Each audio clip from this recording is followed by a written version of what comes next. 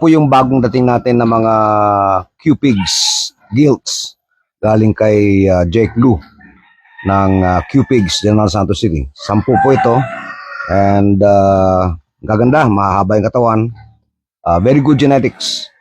So ito po mga gilts na ito, in a month's time, we will be breeding them with the high pig boar that my cousin Neri is raising in his farm. Ito po yung aming backyard hog raising project. Experimental. We will implement simple biosecurity measures para maiwasan yung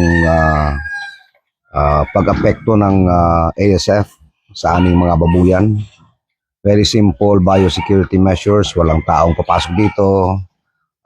And of course, ang plano ko rito, lagyan ko pa ito ng screen, fine screen, para hindi ito mapasok ng mga lamok o langaw. And then from here, maglalagay kami ng biogas facility sa baba para yung dumi ng aming mga baboy ay doon mapupunta and we will be able to produce electricity para sa hog facility na ito.